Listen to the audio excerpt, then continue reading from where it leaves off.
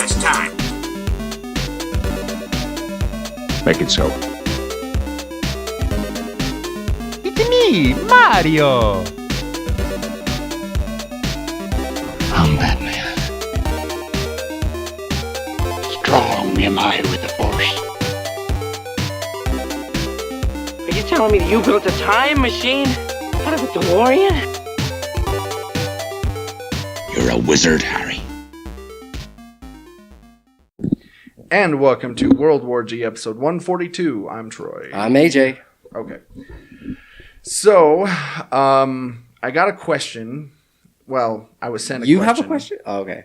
I was sent multiple questions. I have multiple questions. My buddy Joel sent me this, and it's a question about the Flash, or about speedsters in general. Which I do have to, before, preface this by saying, if you guys have any burning geeky questions that you'd like answered, you can email us anytime, day or night. You know? Yes. Or, hit us up on Facebook, or wherever you can find us. Yeah. Well, we'll see the question. Okay, this is what he says. Hey, I have a question for the podcast. Anytime we see someone like Superman or the Flash go really fast, they show us that he is moving at a kind of normal speed, but everyone else seems to slow down. So, does that mean that to them, they feel they are going normal speed, but everyone else is going slow? So when he does a funny thing like clean up the house for someone who says they don't have time to clean, he zips around and in 1 second he is done. To him, doesn't it feel like he just cleaned an entire house for hours, except that everyone else froze? Now, if that is the case, what happens when he runs from city to city around the earth? Does it feel like to him he's been running for hours, weeks, or years? Do you mind if I field this one or Go ahead. have my take on it? I have my opinion too, but Yeah. go ahead. It wouldn't be very interesting if we just saw this flash of light going around everywhere and doing certain things, and everybody else walking around normally, doing their day-to-day things. Right. So they have to, at least when you're showing it in movies or television or cartoons, they have to do just the opposite to kind of so that we see what he's doing in those brief seconds. Right. I get what you're saying. We have to have kind of his point of view. Right. Basically. Yeah. What I was thinking was this. To them, okay, with someone like the Flash, he enters the Speed Force, which means to him, he is moving that quickly. Right. He is. But his brain, because of the Speed Force and the way it's affected, he's able to comprehend. He can comprehend. Yeah. Exactly. And so when you see stuff like on the Flash TV show or like the Justice League preview where, Batman throws the Batarang and it's going really slow, that is for us, it's kind of how his brain is processing things. Yeah. That's the way I always thought about it. Kind of similar to the way that they showed Spider-Man, with the Tobey Maguire ones, where the punches are coming at him slow motion. Yeah. Pretty similar. He's still processing it, but just at a much quicker rate. Yeah, that was his brain processing everything. And it's the same with the Flash. Now, with Superman, he doesn't enter the Speed Force, but he still is going that fast. Yeah.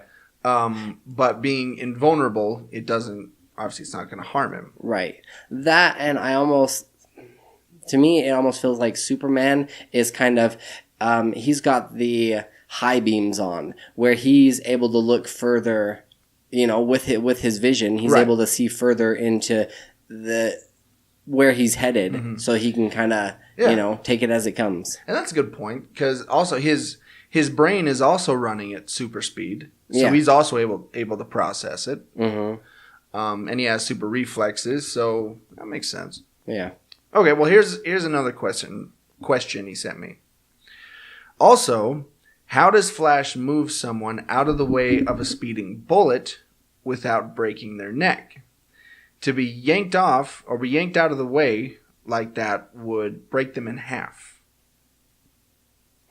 Going back to Spider-Man, I imagine a lot of the times, because Spider-Man has to kind of slow down his punches and, you know what I mean? Like, calculate so that he doesn't, like, kill everybody that he comes up against, you know, some of these bad guys. So I imagine that the Flash is kind of doing the same thing where he kind of just lightly taps them. Or why doesn't he just move the bullet?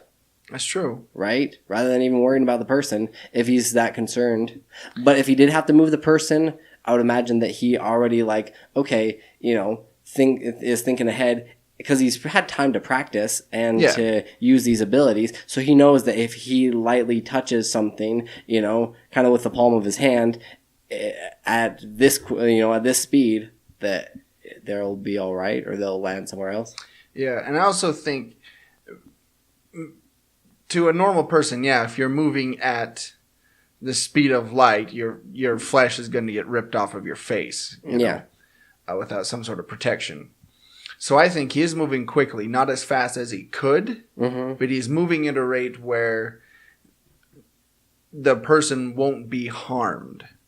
I mean, perfect example. Look at Quicksilver in Days of Future Past. Right when he was breaking Magneto out of the prison, he held his neck before he went so he wouldn't get whiplash. Right. So I think that probably has something to do with it. He's kind of slowed down, or calculated that difference. Yeah. Or maybe, you know, if Flash does grab somebody, maybe they kind of become part of the Speed Force as well. And I don't know, but because he is kind of like, it's portrayed him as in like kind of almost like an orb bubble kind of that. So once they enter that Speed Force, are they also able to? I don't think so. No, because they couldn't like run fast either if they wanted to. Right. So I'm thinking that he slows his speed down just enough to where the person you can get them out of the way, but they'll remain unharmed. So is or perhaps, I don't know, this is kind of an interesting thought. Perhaps the rest of his body is still going that quickly, except for he can, you know, make limbs perhaps slow down. I don't know. You know what I mean? Yeah. Like he slows down, he's shaking everything else. Everything else is like vibrating except for his hand kind of just like slows down. Or he can zoom at someone at super speed, slow down just enough where he's still traveling super speed, but slow down just enough where he can grab the person and then accelerate and then take back off again. Yeah. Yeah. Because, that seems pretty likely. Yeah. I don't know. But that's food for thought. Yes, food for thought. Yeah. But no, it's interesting. You know, I didn't really, until he said that, you know, you don't really think about that sort of stuff. I mean, with people like you and me, you know, we just kind of accept it. Yeah. But you don't really stop and think like, oh, how does that work? Well, he's the Flash, duh. Because he's the Flash, and, you know, and the Speed Force, and he's the Flash, so you know. Yeah. Anyway, yeah, but wouldn't that be horrible? Like when he's practicing, you know, he hasn't gotten it down pat, and he does grab a person. Why? He stops. He's just like holding a severed arm. They really need a superhero that's like that. That's horribly clumsy and just nothing goes right for him when he's training. Rather than practicing, you know, like on a bag of flour or an egg or something like so he can get it down pat. He just goes right for the person. He goes to like grab a bullet and he trips or something. And then the person gets shot. Or he deflects the bullet into somebody else. Yeah. Not really. Oh, wait. Oh. People are dropping like flies. Then they actually could blame him, you know, for all these things. All right. So there you go, Joel. Hope that helped you out. Maybe solved a couple questions you might have had. Sleep soundly. Yes. You know. Yes. All right. Yeah, like we said, if you ever have any sort of burning superhero questions that you just want answered, like, hey, how does this work? Or, how would Superman and Lois Lane have sex? That doesn't add up. Something like that. Yeah. Oh, so those are the ones that you're thinking of. Well, right. We could talk about it, but it'd have to be something we'd have to do like a special after hours episode. Yeah. A late night episode of World War G. Anyway, yeah, email those to us or hit us up on social media and we'll try our best to answer them. All right. So let's take a break. And when we come back, we got our news stories.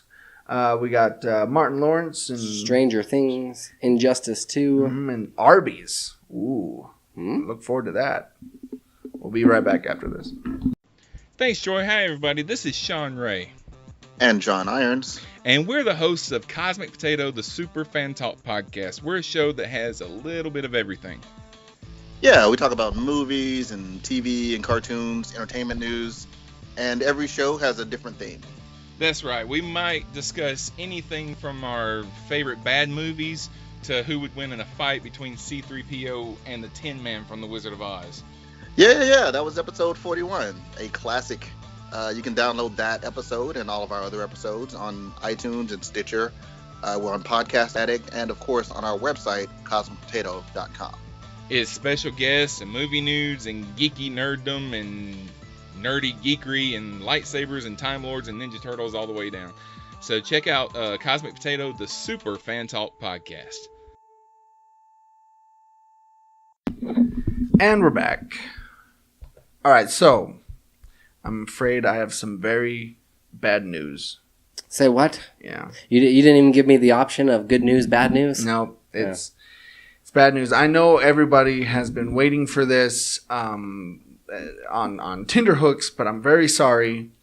Martin Lawrence says Bad Boys 3 probably won't happen. I know. I just heard the cries of emotion. Yeah. The internet broke. Back in March, writer-director Joe Carnahan departed from Sony Pictures' Bad Boys for Life after the project. That's how I got to say it. After the project being in development for some time. Now star Martin Lawrence has spoken to Entertainment Weekly with a pretty grim prognostication about the fate of Bad Boys 3. That's what he says. I don't think we're going to get one. Not the way everything's turning out. Will is off doing another movie, and I don't think it's going to happen. I'm there. He didn't say that he was doing any type of projects, He goes on, I'm there. I'm ready right now. Yeah. If they want to do it, I'm ready. But I don't have control of that. That's the studio's decision. Will Smith, who has been on board for the project for some time, said he's spoken to Martin Lawrence about signing on last year. He said, I saw Martin a few weeks ago. I haven't seen him for about 2 years. We just looked at each other. We hugged. In that moment, we knew we were making another Bad Boys. We're definitely doing another one. Now... Okay, really quickly, I think that would be really kind of funny because Will Smith, after doing Suicide Squad and some of these other roles that he's been doing, he's a little bit more jacked, ripped. Yeah. And then you got like Martin Lawrence. Hasn't been doing anything, so when they hugged, he's just like, oh, wow. Oh, you really let yourself go, Martin, huh? I need to hit the gym. I'm getting too old for this. But I think it was funny. I imagine them hugging and Will whispering in his ear, We're doing another Bad Boys. Are you a bad boy? I'm a bad boy. Are you a bad boy? Yeah, let's do this. Like, okay. After 2 years? Yeah. So this is what the director spoke about, Joe Carnahan, who left the project. There's only one Will Smith and one Martin Lawrence. You can't replace those guys, and I wouldn't want to be involved in it without Will and Martin. They are that franchise. There's a lot of funny S in this movie, and there's also a very mysterious but totally spot-on story that I think is kind of perfect for where we are in this day and age. where the guys are, and reflectively a very modern take on these guys. It's kind of what becomes of bad boys when they're not boys anymore. I'm not too familiar with the movies. I know I've seen one of them. I want to say I've seen a full one of them, but it kind of makes me wonder what modern take they're talking about. You know, the day and age that we live in, like 2017, where you'd see them and what you'd see them doing. I don't know. I know police are under a lot of scrutiny right now because of social media. Right. So maybe they couldn't really get away with some of the stuff that they did in the other movies, or it could have something to do with race, or, you know. Yeah, there's a couple of different things you could do. But I've seen both of the Bad Boys films. I couldn't tell you what the heck they were about. Yeah. No idea. I couldn't tell you Will or Martin's character names. No clue. This is how they revamp the franchise. They get Aiden Smith. Jaden Smith? Or Jaden Smith, whatever his name is. See, I can't even tell you their kids' names. Jaden Smith and Martin Lawrence. Team up. It's like Karate Kid 2. I'm good. I don't need to see Jaden Smith in any other movie ever. 2.5 Bad Boys. No?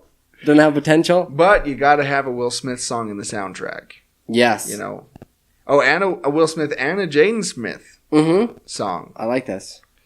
2.5 Bad Boys. Come on, 2.5 Bad Boys. Yeah. I just can't stand Jaden Smith. I can't. I saw After Earth, and the whole time I wanted to reach in the screen and punch him in the face. Yeah.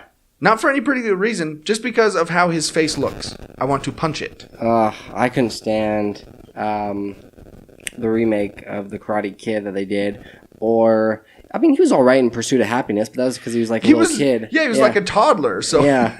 he didn't say anything. Yeah. Yeah, anyway. And I liked how they had in After Earth, they just had Will Smith's character just kind of sitting, you know, injured. Easiest money Will Smith ever made in his life. Oh, yeah. Just sitting there like, hey, you need to do this. You need to go to this place. Yeah. Do this. I mean, the way he shot it, he could have had, like, the script right there just written out. That was an M. Night Shyamalan movie, wasn't it? Yes. Yeah. And there was no twist. Yeah. The twist was everybody thought Jaden Smith would do well. Twist. Yeah. He's terrible. Speaking of brothers or bros,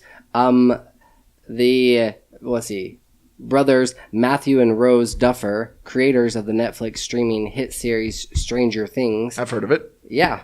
Familiar with it? Right? A little bit. Yeah.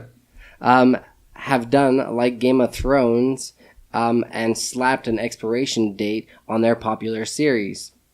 During an interview with Vulture, which that's a great name for for these guys, because that's kind of what they are a lot of the times. The Duffer brothers explained that they've envisioned Stranger Things ending after 4 seasons. According to the brothers, Netflix has already renewed their series for a 3rd season, but by the end of that season, the preteen Hawkins, Indiana's will be heading towards college. We're thinking it'll be a 4-season thing and then out, Ross said. We'll just have to keep adjusting the story, Matthew continued, though I don't know if we can justify something bad happening to them once a year. Netflix declined to comment when reached out to by Variety. While the news will undoubtedly disappoint some Stranger Things fans, they still have season 2 upcoming premiere to look forward to, which they've recently dropped a trailer. Season 2 is scheduled for October 27th. I'm fine with this. Same here. I think you can tell a good story in about 4 or 5 seasons. Oh, absolutely. That, and unless they have some sort of arc or larger arc in the second season, it's going to be difficult to kind of keep things moving. You know, like they said, you can't have something bad happen to him each year. Yeah. And it's like, okay, this is getting a little crazy. You know, But then it'd be funny if they were like, you know, adults or, you know, in their early 20s or something, and they were at college, and all of a sudden something happens there. Yeah. You'd be like, are you kidding me? Really? It's like, I don't have time for this, man. You're like, I'm trying to start a career here. I have a biology final I got to do. Yeah. Then there's one of them that is still so into all this. He's He like, shows up "Come at on, their guys." dorm. Guys, gotta go back to the upside down. Like, dude, Stop. Just stop. Just stop. No. Let someone else handle it. 11 is like 35 now. Yeah. Like, you've seen what's happened to her? Yeah. Okay, she's like in a mental institution now. And Ugh. yeah. That would be awesome. But no, four seasons. That sounds pretty reasonable. Yeah, I'm fine. I mean, most good TV shows last about 4 or 5 seasons. So I'm cool with it. All right. Confirmed. The Punisher now possesses Rhodey's War Machine armor. Cut this part out too. Okay. Confirmed, the Punisher now possesses Rhodey's War Machine armor. During Marvel's unveiling of the first round covers and titles for its various upcoming Legacy series, it was noticed that the Punisher number 218 was titled as The Punisher War Machine. The cover of this particular comic was a tribute to Iron Man number 282, and it once again served as a spoiler to the depiction of Frank Castle wearing the iconic War Machine armor. Newsarama recently interviewed the creative duo of Matthew Rosenberg and Guillaume Sounds right. Villanova. During the interview, they confirmed the fact that Frank Castle has managed to take over James Rhodey Rhodes' armor, and also revealed the fact that he is going to enjoy using the armor in his distinct way. What exactly does he mean by that? His distinct way. Killing a lot of people. Oh, okay. Because War Machine's armor is just, it's guns. It's just a lot of guns. And so if you give something like that to Punisher, everybody's going to die. And I saw comments online when this broke that people were crying racism and how they're changing War Machine from a wholesome, upstanding student. from a black man to a white man, and how could they do this? And people were like, because in the comics, Rhodey is dead. Yeah. Sorry. I hate to break it to you here, guys. It's like not everything has to be turned into racism. Let's just all relax. Yeah. Let's put a brake on the racism train, if you don't mind. All right. Heading a completely different direction with video games. Yes. Have you been playing Injustice 2 lately? Not lately, no. Yeah. Well, this might be motivation to pick it up again. Yeah. Hellboy, Raiden, and Black Manta are coming to Injustice 2 and are part of the game's second fighter pack. Fighter Pack 2 will be available for purchase September 12th, at which point the first character from the bunch will be available for early access. And then, did you get a chance to check out this trailer? No, I didn't watch it. They don't show too much of their fighting, just kind of more so introducing the three of them and kind of going back and forth. Yeah. But out of the three, Hellboy by far looks kind of the coolest. Right. And he's going to have some pretty snarky, funny one-liners. Oh, of course. No word as yet on which of the characters will be available, but NetherRealm Studios will offer a first look at Black Manta gameplay this coming out Sunday, April 27th, so tomorrow. The 3 new fighters are included in the pack if you purchased it, for a whopping $100. Whoa. Right? And if you didn't, you can still purchase them individually for $40. It's like, wow, that's... Man, that kind of bugs me a little bit. For $40? Yes. Yeah. Usually, a character like that's just like a couple of bucks. If you can get the same. Okay, so you can purchase like a year pass, a season pass for $100, but for these 3 characters, you can get them for the $40. Oh. That's what they're saying. But still, yeah, $40 for 3. That's still pretty steep. Yeah, that. I'm gonna get on my soapbox here for a second. Oh, is that why you brought it? Yes. Oh, okay. Yeah. That makes sense. Let me pull it out here. Step up on it. All right. Okay, it's on. Charging this much, why don't they just give it to everybody to free to continue having them want to play their game? That would make sense, yeah. Right? You're just like, hey, by the way, like if you continue playing, or you can unlock these characters, or do something rather than just charge people to purchase them. Yeah, have it be like an in-game download, have it be a goal that you have to, do several things in order to get a particular character. I think it would be pretty cool if they had it, it's not known to many people, but if you achieve these certain trophies, then you unlock this character. Yeah. So they're like, oh wait, hey, did you hear that you can actually unlock Darth Vader? Mm-hmm. If you play as Raiden and finish all these missions on expert, I don't know, expert mode. Yeah, play as Raiden on these few levels and, and beat that, like get flawless on these ones. Yeah. Kind of a deal. Yeah, that'd be cool. Because then nobody would find out for quite a while. Yeah. Like all of a sudden it shows up, some random person, hey, you've unlocked Darth Vader. Yeah. Right? It would get people interested again. Yeah. But yeah. And then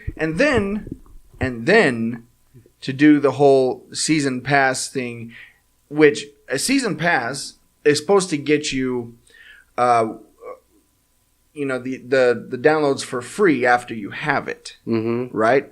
So to have that, then all of a sudden still charge for it? I mean, that's... Oh, no, they wouldn't still charge it. It's you can get these 3 characters for $40, or if you purchased at the time, you can purchase the season or the year pass for $100. I gotcha. But Okay. still, yeah. Yeah. That would be kind of cool because it would get people talking if all of a sudden you're playing online and you're playing against Darth Vader. Yeah. Or you're playing against one of the Ninja Turtles. Yeah. You're like, wait. What the heck? How'd you do that? Yeah. Yeah. Yeah. Then it'd kind of start a buzz, which would get more people playing and more people wanting. They're like, wait, you can unlock these characters? Yeah, I'm going to go buy that. Yeah. I think they'd have more sales that way. But. Yeah. Who knows? All right. Let's talk about James Cameron here real quick. James Cameron not having a good week. To say the least. James Cameron says Wonder Woman is a, quote, step backwards. Avatar and Titanic director James Cameron is taking a lot of heat online for comments he made to The Guardian in a new interview he did to promote the 3D re-release of his Terminator 2 Judgment Day. Cameron has a lot of strong female characters in his films, but when he was asked about the success of Wonder Woman, he replied, all of the self-congratulatory back-patting Hollywood's been doing over Wonder Woman has been so misguided. She's an objectified icon, and it's just male Hollywood doing the same old thing. I'm not saying I didn't like the movie, but to me, it's a step backwards. Sarah Connor was not a beauty icon. She was strong, she was troubled, she was a terrible mother, and she earned the respect of the audience through pure grit, and to me, the benefit of characters like Sarah is so obvious. I mean, half the audience is female. Do you agree or disagree with him? Either way, Wonder Woman has made a huge success for Warner Brothers Pictures, having earned a massive $800 million worldwide on a budget of $149 million. So audiences definitely connected with the icon. The film was directed by Patty Jenkins and stars Gal Gadot, and we know who it all stars. So a step in the... So he would have preferred... Well, from what I got from that is he would prefer Wonder Woman to be unattractive. Yeah. And I guess somehow because she was attractive, that was a step in the back. Yeah.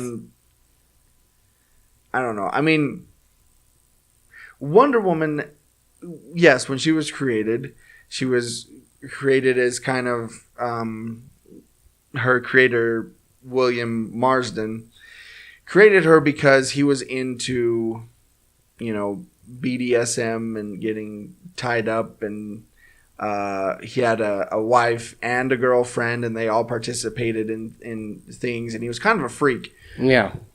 But over time, Wonder Woman has evolved from being that to being kind of a feminist icon. Yeah. Being the strong woman, being the woman that can stand up, toe to toe with Superman or Batman or any of the other heavy hitters. Mm-hmm. She's become the top tier. She's one of the big three. Yeah. She's part of that trinity. So I don't know. It seems like James Cameron either A, didn't get the movie, or B, doesn't understand the character. Right. Do you think that there was... I mean, because would it have mattered if somebody else had played the role? I mean, I know she did a fantastic job with it. Yeah. Would it have really mattered so much that if they'd gotten perhaps like a less attractive celebrity? I don't think so. I mean, she nailed the role spot on perfectly. Yeah. She's Wonder Woman. Yeah. Right? Well, and also, James Cameron talking about, Sarah Connor, that's a character he created. Yeah. Okay? And brought to life. Wonder Woman has been around, before the movie even came out. She's been around since the 40s. Yeah. All right? So there has been so much back history, and Wonder Woman has a certain look to her, and Wonder Woman has always been attractive. Well, that's part of the thing. And that's what we've talked about before. If people were to look at our mythology, like these gods, of course they're going to be beautiful. Yeah. They're the ideal, what we would like to, what we all strive for, basically. Yeah. The perfected human physique. Yes. Yeah. So I don't see why they wouldn't get somebody that's attractive, Yeah. Yeah, and he got torn apart for his comments. Yeah. It's like, dude, you're promoting your movie. Don't you want people to see your movie? Mm-hmm. Shut up. Yeah. Yeah. On to Arby's. Yes. Arby's. Right. HBO 7th season of Game of Thrones looks like it is coming to a roaring conclusion this Sunday night. Appropriately, Arby's, which could never be accused of shying away from medieval meat, is unleashing a special a special offer to select locations where they're offering turkey legs. That's right. You'll be able to get yours at Arby's locations in major cities below. And then I actually went and looked at the different cities that they offer. Okay, which I think is kind of a cool thing, but I really wish that it was somewhere... It's not even close to us. Okay, Fargo, North Dakota, Los Angeles, Seattle, North Fork, Virginia, Pittsburgh. Actually, here... Phoenix, Arizona, Denver, Colorado, Omaha, Nebraska, and Atlanta, Georgia. Here's what we should do. Road trip? No. I mean, yes, but no. Yeah. we should give people the addresses of these because we have downloads in pretty much every one of these states. Mm-hmm. So Okay. we should let people know. Yeah, do you want to start it off? Yeah, so in Fargo, North Dakota, it's at 1117 38th Street, Northwest Fargo, North Dakota, 58102. Los Angeles, it's 347 East Main Street, Alhambra, California, 91801. And then in the Seattle Redmond, Washington location is 15115 Northeast 24th Street in Redmond, Washington. I feel like Arby should be paying us for this endorsement here. I know. Right? Look, this is what we do. We're just helping you guys out. Yeah. North Fork, Virginia, 730 or 730 East Little Creek Road, North Fork, Virginia, 23518. In Pittsburgh, Pennsylvania, it's at 4810 McKnight Road in Pittsburgh, obviously. Phoenix, Arizona, 2402 West Thomas Road, Phoenix, Arizona, 8511015. In Denver, Colorado, it's 1480 South Colorado Boulevard. Omaha, Nebraska, it's 8429 West Center Road, Omaha, Nebraska, 68124. And then finally in Atlanta, Georgia, it's 4415 Roswell Road, Atlanta, Georgia, 30342. A while ago, a couple of years ago, we went to that medieval festival Yes. here in Ogden. Did you end up purchasing one of those turkey legs? I did. Yeah. And it tasted like greasy dirt. Really? It was not good. That's disappointing. Yes. But if you guys are listening to this, and I'm going to try to post this tonight so you can have it tomorrow to do this, if you go and you get one of those, Yes. let us know. Please take a picture. Yes, take a picture. I'm going to text some of my friends that live in LA and should. just say, like, hey, go do this and take a picture, please. And yeah, we gave you the addresses. You know where it is. So go have yourself a turkey leg. And watch Game of Thrones. I was going to say go have one on us, but we're not going to pay for it.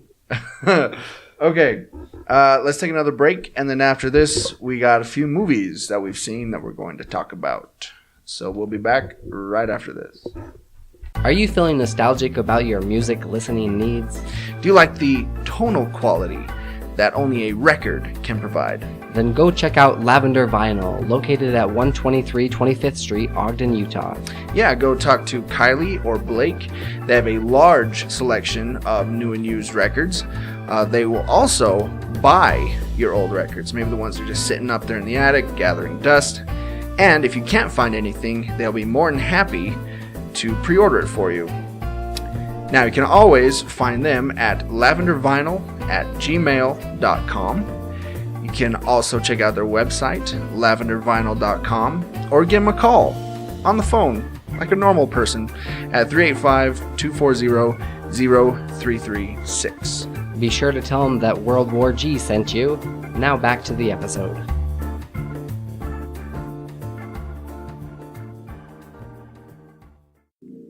And we're back. And holy cow, we've been joined by a special guest. Hey What? everyone. Colton joined us because we're doing some stuff after the episode. So we figure So why go not? over to like YouTube right after the episode. Yes. Yeah. We'll talk more about that a little later, but yeah, we got the whole gang together. I was telling them off the air just before. Like, wow, we got the Justice League. Yep. The Assemble. Yep. I'm Wonder Woman, if you guys were wondering. Well, I would be Superman. Yeah, obviously Batman. So Yeah, makes sense. got to round out the trilogy. Yeah, but it's only for ones that have movies, right? Because otherwise I'd be the Flash Yeah, right. or Aquaman. I'd be Right. okay with Aquaman. That'd be pretty tight. Okay, so speaking of movies, we've seen a few. Surprise, surprise. Yeah. I just today saw Logan Lucky. If you don't know, it's basically being called Redneck Ocean's 11. Mm-hmm. It stars Daniel Craig, Adam Driver, and Channing Tatum.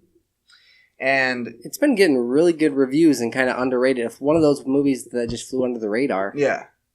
But so basically the plot is Channing Tatum and Adam Driver play brothers who are a bit down on their luck, and after Channing Tatum is fired, he decides, here's what we're going to do. We're going to rob this motor speedway that we have in our town.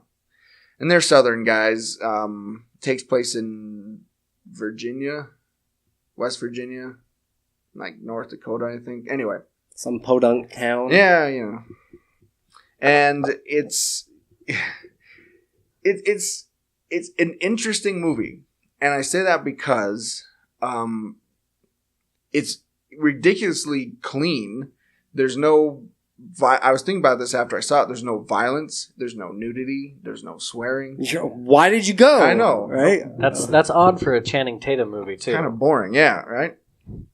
And it's funny and it's humorous, but not laugh out loud funny.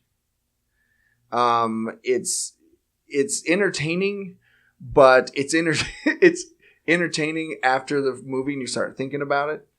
Mm-hmm. And you start tying pieces together. You're like, oh, that was actually pretty good. Oh, okay.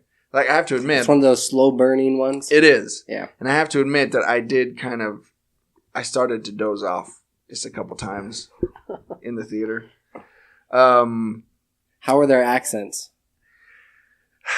Well, I watched the trailer and it kind of seemed like they didn't have a full grasp on the accent itself, but yeah, I mean Daniel Craig. I mean he is British, and so he does an all right job, but it's really cartoony. Yeah, it was weird to see hear him talk in. I mean, it's not an American accent, but without a British accent, his voice was a lot higher pitched than I thought it would be. Yes, did you notice that too? At least in the trailer, yeah, I did. Yeah, you saw in the trailer said, I am incarcerated. And it's like the whole movie is this really drawn out southern drawl that everybody's speaking, and it gets really annoying really quick. At least for me. Yeah. For me it did. Because I lived in the South for a couple years, and and that's a whole other thing. Anyway.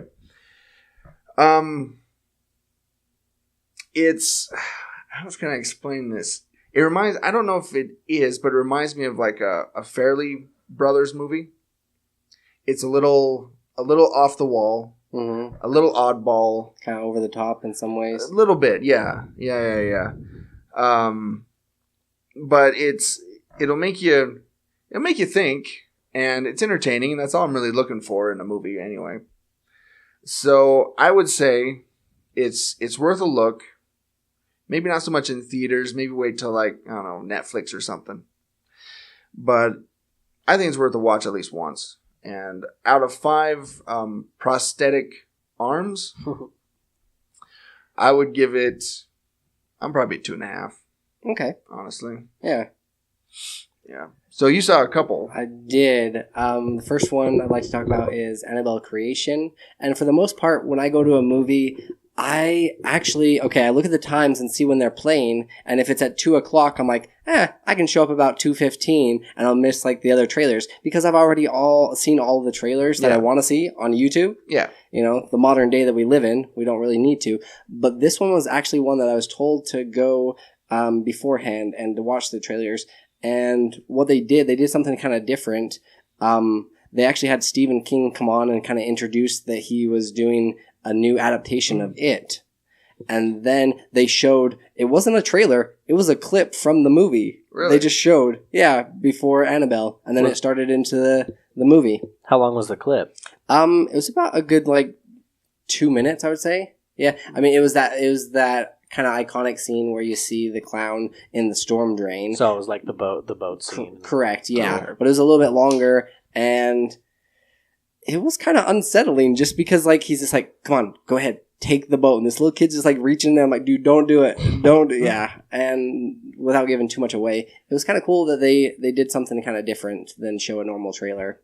So it comes out in 2 weeks, which I'm pretty excited to go see. I think, I can't remember if it was The Dark Knight. It might have been. But they showed, like, 5 minutes of Watchmen before The Dark Knight. Yeah. That's the last time I ever heard of a theater company doing something like that. They're bringing it back. Yeah. As far as Annabelle Creation goes, this is actually, so it's a prequel to the Annabelle, but it's also a prequel to The Conjuring and The Conjuring 2, because they all take place in that same universe.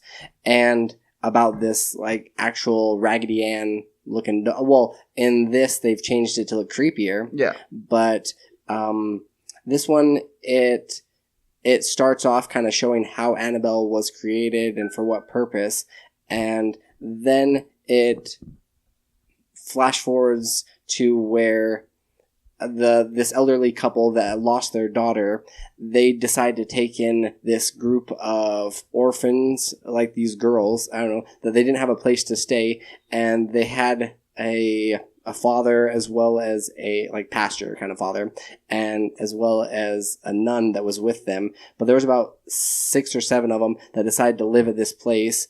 And once they get there, and about 10 minutes into the movie, they do not let up from, like, scare after scare. And it just gets darker and darker and creepier. And there was even a couple of points. There was this one scene with, where this girl that's in kind of a crutches, she goes down this, like, one of those slow chairs that you see, like, on the second tier where, like, it's attached to the side of the wall and it goes down. Like in Gremlins. Mm-hmm. Yeah, absolutely. And she goes down, and then she's on the second tier, and she's trying to get away from this dark entity creature looking, man, which is pretty gnarly looking. But then it starts going back up the other direction, and she's locked into the wheelchair, and she's trying to get out, and, like, breaks in the banister to try to, like, get away. And I found myself, I'm like, oh wait, I'm holding my breath. Like, what the heck? They did resort to a couple of jump scares, but for the most part, it was kind of that suspenseful, eerie feel that that's been missing from a lot of these modern scary movies. But yeah, up until the very end, it doesn't stop once, like, these weird things start happening in this house. I'm sitting probably at about 2.5, maybe a 3, if I was going with, like, scary, creepy dolls that deserve to be burned and die. Oh, it's bad when she's being chased by something else, and she actually goes into, because they have kind of a closet where they kept the doll at, and it's supposedly locked away and can't get out because he's taken pages from the Bible and plastered it along the wall, and then they sprinkled holy water in it, and they put this doll in this little chair, and then it's bad when the girl, like, is being chased by something else and she goes into that closet area. I'm like, what are you thinking? But she's, like, there with the doll, and, like, she would rather take the doll over, what's out there. So then they started pasting pages of the Bible on the doll. That's what they should have done. She actually did throw, like, towards the beginning, she threw this cloth over the top of it, and then you slowly see this cloth moving towards her, and it's pretty eerie. But yeah. If you're a fan of these movies, Blumhouse, they've actually done a pretty decent job with this. They're starting to wear on me. Are they really? Yeah. It's just so many all the time, and they're the only ones that seem to be doing many scary movies. Yeah. That, and they're lending their name out to anybody and everybody that wants to make a scary movie. Because the Blumhouse name, they've done that with a couple of different ones. I can't even think of their name. Like, there was an Area 51 that they did, and Dark Skies, and a few others. Yeah. That were kind of alright. But another, like, the second movie that I saw, just barely actually, before you texted me and said, hey, do you want to record, like, early? Yeah. Wind River, starring Jeremy Renner, Elizabeth Olsen, and John Bernthal. So you pretty much got Hawkeye, Scarlet Witch, and The Punisher. The Punisher. Yeah. That's the makings for, like, an awesome movie. This one takes place in, actually, the majority of it was filmed in Wyoming and parts of Utah. Really? In the wintertime, Jeremy Renner's character plays this guy that lives on an Indian reservation. He has an ex-wife, but they have a kid together. And years ago, a couple of years ago, his daughter died from an incident, which I won't go give away anything. But now he's forced to help this FBI agent, Elizabeth Olsen's character, investigate a murder that... Women can't be FBI agents. Ridiculous. Well, they didn't have anybody else to send out there. Hollywood. Yeah, right. No, he's kind of forced to investigate this murder of this woman that for some reason ran out like 5 miles out into the snow. Yeah. And just ended up dying. And why she did that? Because in the weather and the climate that they live in, and like that late at night, yeah, typically people wouldn't go more than make it more than like a mile, if that. You're right. So why she was trying to get away from this. It's pretty, if you're a fan of like Hell or High Water, or it's the same director that did Hell or High Water and Sicario. Mm-hmm. So it's kind of brutally gritty movie. There's very realistic. Yeah. It's one to watch. Like it's worth watching, but at the same time, there's some foul play that goes on with this girl, and if you it's all bears, isn't it? No, involving the antagonist is just a bear. Yeah, right. It's and then all of a sudden Liam Neeson, or no, what's his bucket? Leonardo DiCaprio like shows up out of nowhere, just starts punching this bear, beating it down. Well, that took a weird turn, right? No, it was really kind of a slow burning, like worth watching movie. I'm seriously sitting at like 4 with this one. Wow, out of 4 female FBI agents. Yes, ridiculous. Yeah. Right. It's worth watching. Plus, they mention a lot of these places, these small towns that you're like, oh, I know where Jackson Hole is. Mm-hmm. Oh, I know where Rapid City, South Dakota is. Mm-hmm. Yeah. All right. Awesome. So yeah, looks like some pretty good movies out right now. Definitely. I'll go check out. All right, let's take our last break, and then when we come back, we're introducing a new segment that we'll probably only use once called Hollywood Hasbeens. So we'll be back right after this. On the historic streets of Ogden, there are 2 kinds of people, readers and non-readers. Here's where you can find their stories. Booked on 25th Street, located at 147 Historic 25th Street, Ogden, Utah, 84401. Yeah, stop by and say hi to our friend Marcy. You can pick up a new or used book, or you can sell your own used books. That's right, you can get 10% store credit on what they can sell the book for. Stop in and say hi, or call them at 801-529-7720. You can find them on Facebook at facebook.com/bookedon25th, or you can email them at marcy@bookedon25th.com, or visit their website, bookedon25th.com. Be sure to tell them that World War G sent you. Now back to the episode.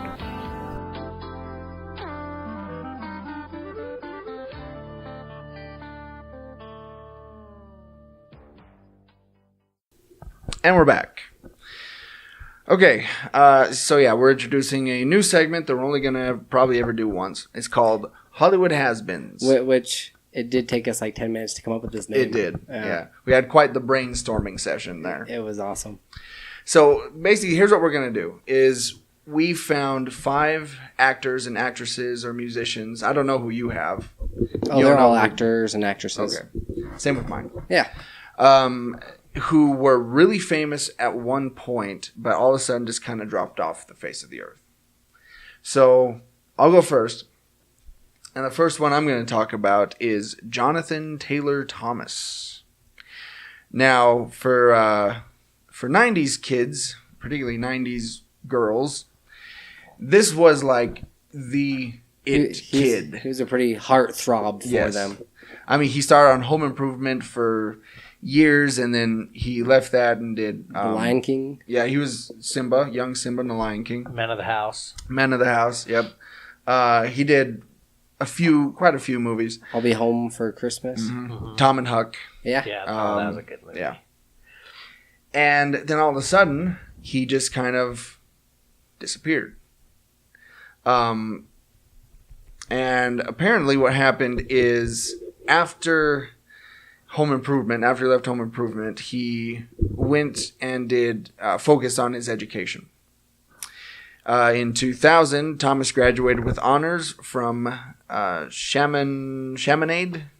That sounds like a legit college. Totally. Yeah. College. They're going to like say Harvard. Yeah. Or, you know. Well, college preparatory school in West Hills, California. Upon graduation, he enrolled at Harvard University. Boom! Nailed it. Where he studied philosophy and history and spent his third year abroad in St. So he went off and did academic stuff, and just kind of dropped out of the limelight completely. Although he's still probably recognizable. Yeah. Right? Yeah. Those 30-something women. Yeah. Now like, hey, I used to know you. No, I remember, though, being in 6th grade, and there was a girl, her name was Tabitha, and you might have known Tabitha Miller? Yeah. Yeah. She had a picture of him that she brought to class, and it was all crinkled and wrinkled up because she was always, like, hugging it and stuff. And wow. Yeah. She had her locker was plastered with his I'm sure picture. it was, yeah. Yeah.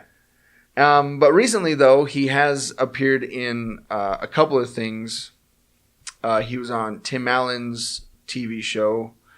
Last Man Standing. Yep, thank you. But that was the You've last already thing. forgotten about it. Yeah. And people are trying to get another season. But that was the last thing he did, and that was back in 2015. So, on a similar note, the person I picked, also TV fame, Jason Alexander, best known for George Costanza, off of Seinfeld. Which Seinfeld was kind of a household name, yes, for quite some time, from 89 all the way to 1998. So for quite a few years, he did a couple more voice acting. He did The Hunchback, and then just kind of disappeared. He'd made some appearances with The Simpsons, Tom and Jerry. And I'm not even sure if he's still alive. He was in Shallow Hal, wasn't he? Yeah, he was. Yeah, that's true. Yeah, he's still alive. I think he's a. He also went to pursue his college career. Yeah. He also in went his to 40s. Yeah. No, I think he's a theater guy. He does a lot of theater, like on Broadway and stuff like that. All right. But he's also part of what's called the Seinfeld curse. Where the other three, not Jerry, but the other three they just couldn't continue going. Yeah, after Seinfeld, except for Julia Louis-Dreyfus, who's actually doing really well. But yeah, Jerry Seinfeld, has had a good career as far as stand-up goes, and made the B movie. But other than that, that's what he chose to do. Yeah. See, on my newest Celebrity 10s video, I actually did Jerry Seinfeld, and yeah, after the show ended, he just went off and did stand-up. Like that's what he focused on. That's what he's still doing, and his little web series. And he wrote a book. What? Yep. It's a children's book. It's actually pretty good. I like it. I like it too. Huh. I need to check this out. My next one. And neither of you guys have children, but you have children. Yeah. So you've read it to them? No, but I remember I was in elementary school, and it's a really cool book because on the pages there's a little button that you push, and he narrates it. It's an audio book that you read along and look at the pages. I was gonna say I could come over and do the voice. Listen up! Pay attention! You're all sitting down with Spock. Listen. Well, we could do that. I'll get the book, and then we'll come and we'll press the button on the pages, and then you get a feel of how he's talking in the book, and then read it to us. Yes, I like this. C-Spot run. What's the deal with Spot running? Anyway, my next one is Geena Davis, who was a really famous actress back in the 80s and early 90s. Some of the films she's been in, Tootsie, Fletch, The Fly, Beetlejuice, Earth Girls Are Easy, Thelma and Louise, A League of Their Own, one of my personal favorites. Yeah. And then it seems like around, like after A League of Their Own, she just did like a few things here and there, but nothing that really stuck. Like she wasn't kind of like an A-list actress anymore. Right. Like she just did things like Cutthroat Island and Stuart Little and Marjorie Prime, Don't Talk to Irene, these things that never really actually became popular, and she was just kind of a supporting actress and that sort of thing. Let's see. But I was reading, and it seems like she just decided not to really pursue it so much anymore, pursue acting. I mean, that she's kind of an activist for things, and so she's been doing that a lot and focusing more on that than acting. But it was just kind of interesting to me because, I remember seeing her. I mean, she's in some of my favorite films, League of Their Own and Beetlejuice, and all of a sudden she was just gone. So say her name 3 times, she disappears. My next is going to be Dean Cain. Best known for Superman. Clark Kent, Yeah. On the Lois and Clark TV animated show. After doing that from 93 to 97, he went on from 2000 to 2003 as Ridley's Believe It or Not, if you remember that show. Yep. I watched it. Yep, I remember that. And then it he dropped off the face of the earth. He did one other movie with Denzel Washington, Out of Time, and disappeared. I saw that on cable the other day. Seriously? Yeah. I even said to myself, hey, look, it's Dean Cain. That's funny. He did a couple other things, not really anything big, and then he went back to do some Supergirl episodes. Yep. Yeah, he's in Supergirl now. Yeah, exactly.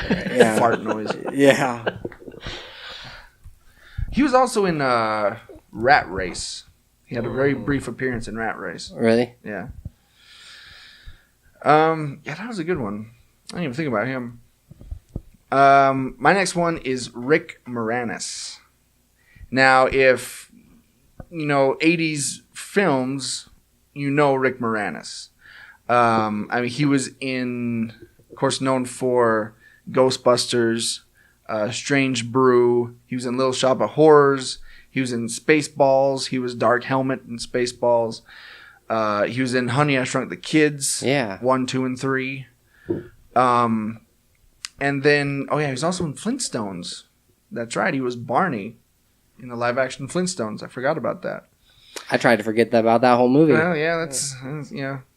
And then he just kind of dropped off. He did, again, like everybody else we've talked about, did a few voice acting roles and stuff like that. I'd imagine he's kind of typecast too, because he's in traditionally goofy movies that are more fun and family friendly. Yeah, and he tends to play the nerd and yeah. Well, have you seen him? Yeah, true. Well, so he's got the looks for it. Yeah. I mean, he's not going to be James Bond anytime soon. But this is what Wikipedia says. Moranis took a hiatus from working in the film industry after the sudden death of his wife, Anne, from breast cancer in 1991. Ah, geez. Here we're poking fun. Yeah, I know. You lost your wife, nerd. That's like the, what's his bug? Val Kilmer. Yeah. Where TV's making fun of him, and then all of a sudden, No. oh, shoot. He later explained that he began to pull out of making movies in about 96 or 97. He said, I'm a single parent, and I just found out it was too difficult to manage to raise my kids and to do the traveling involved in making movies. So I've got respect for him. Well, and he obviously made enough money to take care of his kids without ever working again. Yeah. Too bad he couldn't shrink the cancer, with that Honey, I Shrunk the Cancer. Good. Yeah, but according to Hollywood Reporter, he was approached to be in the Ghostbusters reboot, like everybody else, and he quickly, smartly turned it down. Good call. Good call. I think he said something like, why would I go back and do something I did 30 years ago? Well, and not even play his same character. Yeah, exactly. I would understand if they were playing, Egon a deep and- role yeah. in that movie, Yeah. but not just like some debunker or something like that. Some little cameo that, oh, hey, yeah, remember that Oh, guy. I remember him. He's still alive. See, the funny thing is, a lot of people probably wouldn't even recognize him either. Probably not. Because I bet you most of the people that watch that movie never actually saw the original Ghostbusters. Yes, and that makes me sad. You can see like a teardrop, Yeah. like a single tear. Troy removes his glasses, like wipes them off and puts them back on. My next one, Sarah Michelle Gellar. After doing Buffy from 96 to 2003, she did The Grudge, I Know What You Did Last Summer, Scooby-Doo. Mm-hmm. Watched that the other day. And then she's just basically been doing like a ton of... I was surprised at how much voice acting that she's done. Isn't that funny? Like all these people, all of a sudden, after they leave act, they do voice acting. Like it's some step down or something. It's a Just 'cause they don't step have to up, get if dressed up anything. for it. They can go in their pajamas. That's true. Yeah. They just walk out, they're still in their PJs, they got their cup of coffee, and they sit down like reading rolls. Well, because they do a lot of hours of makeup every single day that they go shooting. Yes. So I could see the appeal of voice acting at that point. Yeah. I mean, you don't have to have a pretty face to do voice acting. Ain't that the truth? She did Star Wars Rebels.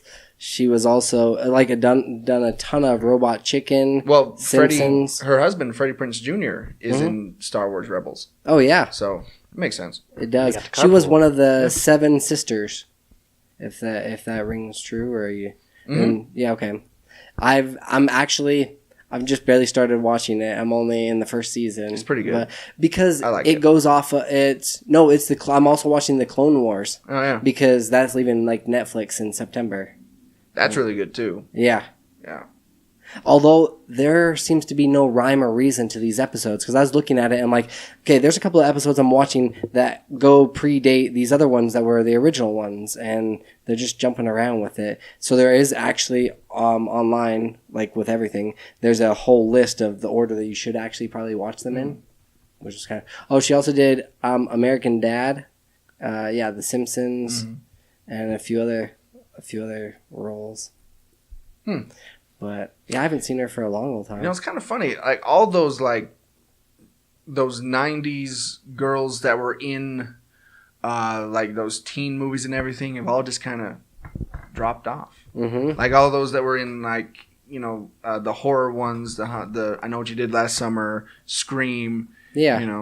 They all of a sudden just Nev Campbell, Alyssa Milano, like all those guys are like just gone. My next one.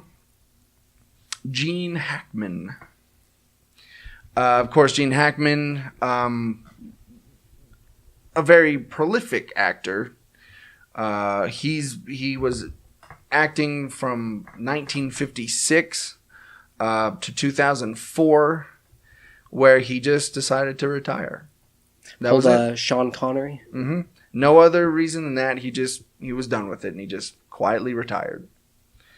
Did not go to voice acting. He actually became a novelist and started writing books. So Went the Jerry Seinfeld route. yep. Let's see. In 2011, he appeared on the Fox Sports radio show, The Loose Cannons. He discussed career with novels with Pat O'Brien. Blah blah blah blah blah blah blah. Yeah, there you go. The last thing he was in was in 2004. The movie Welcome to Mooseport with Ray Romano. Oh, geez. Yeah. That one went straight to VHS. What a film to go out on. Yeah. There, Gene. Go out on top. Way to go. Yeah. Speaking about actors that went out on top, Macaulay Culkin. That's my next piss. That's your next piss, is it? I don't know where I read that from. That's my next pick. Man, I really need to use the bathroom or something. I don't know. Wow. Home Alone 2. Mm-hmm. He did My Girl. He also was Wish Kid. Richie Rich. The Good Son. The Good Son. With my cousin Elijah Right. Wood. Your cousin. That was Elijah Wood? Yeah. Holy Yeah. cow, it's been a long time since Yeah. I've seen that movie. He was also in that. What was that movie where he Uncle like Buck? murdered someone? Uncle Buck, yeah. I can't remember, but it was like a was like a psychological thriller, and Oh, are you talking about Elijah Wood? no, Macaulay Culkin. Oh, I could see him as a psycho killer. Yeah, Right? and he had like After really doing that long, one movie, wispy blonde Yeah, hair. Party Monster. Oh yeah, That was kind of a bizarre looking one. I never saw it, but it looked pretty dark. Then he kind of disappeared. But this is actually one of the actors that I think will probably be coming back into the, like, he's kind of, because he went drugs and all sorts of he's crazy gonna be stuff, in and the he went new bizarre. Tales of the Crypt. He's the Crypt Keeper. Yeah. Yes. Doesn't even have any makeup or anything. No, he could possibly make a comeback, but No, I actually heard he is. He's been in more and more things recently. He's coming back. But yeah, back in the early 90s, he was stupid famous. Yeah. That kid. I mean, it was crazy how famous he was. Like he was appearing in Michael Jackson videos and stuff like that, and all of a sudden, oh geez, that's what happened. That's why he vanished. all of a sudden he appeared in Michael Jackson's bed. Like, what am I doing here? Whoa, who are you? You actually know what time Michael Jackson goes to bed, though, right? When the little hand touches the big hand. Allegedly. Fake news. Fake news, okay? Okay. My next one, you may not know the name, but once I start telling what movie she's been in, you'll know who she is. Mara Wilson. And let me read you her filmography. Mrs. Doubtfire, Miracle on 34th Street, Matilda. Yeah. You know who I'm talking about. Yeah. It was a little girl. And she was only in 5 movies from 93 to 2000. And she was on the latest thing she's done. She was on BoJack Horseman. There you go. Again, voice acting as Jill Pill. And yeah, that's the last thing she's done. But the reason she left acting, where was it? Dang, I can't find it. I think kind of like Gene Hackman, she was just kind of done with it. You know, once she grew up, it just wasn't really something she wanted to pursue. She became a writer. She wrote an article on crack.com. She works for Public Color currently. Yeah. So she's focusing on writing right now instead of acting. But This is my final pick, but you might disagree. But he's been in like a lot, like a ton of things. But it's just these little cameos or it's these little appearances that you're like, oh yeah. But he's been kind of typecast as one person in particular. William Shatner.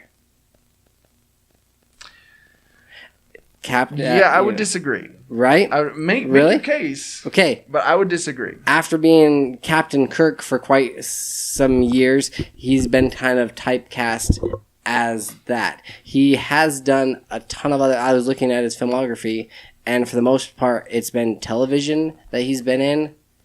But it's... Well, okay, he played, like... a role for a couple episodes in Psych, and he's done Hot in Cleveland, and he's done a couple other, Breaking Ground. He was on Boston Legal for several seasons. Oh, yeah? Yeah. Perhaps he's just gone out of the limelight, and he's still, best known for Captain Kirk. That's true. I mean, the reason I disagree is he's never really, gone away. Right. He's like a fungal infection. Yeah. And he recently did the next 66 Batman animated movie they're going to do with Adam West. He plays Two-Face. Okay. Yeah. Voice acting. Yeah. Yeah, he does play Harvey Dent. Yep. Yeah, so I don't know. I personally would disagree with that one. Right. But as far as big roles, or anything No, yeah, you're right. of notoriety. You know what I mean? You're right. Yeah. No, he hasn't been I would say A-list star. He hasn't been that since like the Perhaps 80s. not disappeared, but just kind of He's not going to show up on the cover of movies. right. Right. Okay. Unless it's on the Hallmark Channel. Then he might. All right. So, yeah. I mean, do you guys agree? Do you disagree? Is there any others you would add to the list? What about you, Colton? I would say Brendan Fraser. Yes. He was really popular for like what was that movie? It wasn't George of the Jungle? Mhm. And then he was in The Mummy. The Mummy, and yep. those movies following Encino that. Man. Mhm. Yep. He's kind of fallen off. Reddit loves him and they want him to Oh, really? yeah. I don't know what it is, but they love Brendan Fraser. And then another one, Sean William Scott. Oh, yeah. Yeah, he was he From American Pie. Yeah, he did Stifler in American Pie, and then he was in a whole bunch of movies like The Rundown and Role Models. And the reason why, and I watched a YouTube video on why they no longer casting him is because his movies are notoriously bad and they don't do well. There's two movies that he's been in like as the lead actor that have done well. One is The Goon. Yes. I don't know if you guys have seen that. Yeah. I love that The movie. hockey movie. Yeah, the hockey one, which they're going to be making Goon 2. Mm-hmm. And I can't remember the name of the other one, but he's not being in any big movies for a while, I bet. Yeah. Yeah. And that's another thing. Same with those those 90s girls from those teenage movies. Same thing from those early 2000 like Guys, teen yeah. stoner movies. Oh, yeah. Same thing. Those guys dropped off the face of the earth too. Yep. Doing voice acting, Yeah. right? Jason Biggs. Mhm. Yep. Those guys. Except for Tara Reid. the girl that was in How I Met Your Mother. Oh yeah, Allison Hannigan. Yeah. Yeah. Yeah, she's managed But to she's kind of do a lot. disappeared too. Yeah. That's true. It's kind of funny how like there's one specific movie or one show or something that we know him from, and we're like that person that played this, Yeah. and you've seen them like in other things, but they get kind of typecast. Yeah. So if you guys have any more, let us know on Facebook. Go to our Facebook page. Drop a comment. Where's that again? That's at Great segue. Facebook.com/World War G podcast, where you can also find all of our episodes at worldwarg.podbean.com. We're on iTunes and the Google Play Store. Just search for World War G. We're also on Twitter and Instagram at WWG Podcast. You can also find all of our merchandise, all of our shirts. AJ's wearing his shirt Today. right now Yes. at shop.spreadshirt.com/WorldWarG. You can also email us anytime Day or night. at worldwgpodcast@gmail.com. So this has been World War G episode 142. That has been AJ. That has been Troy. And I've been Colton. Stay geeky, my friends, and I don't know. You guys got anything? I don't have anything to say. Nah. No, I really should just end it right after Stay geeky, my friends, I think.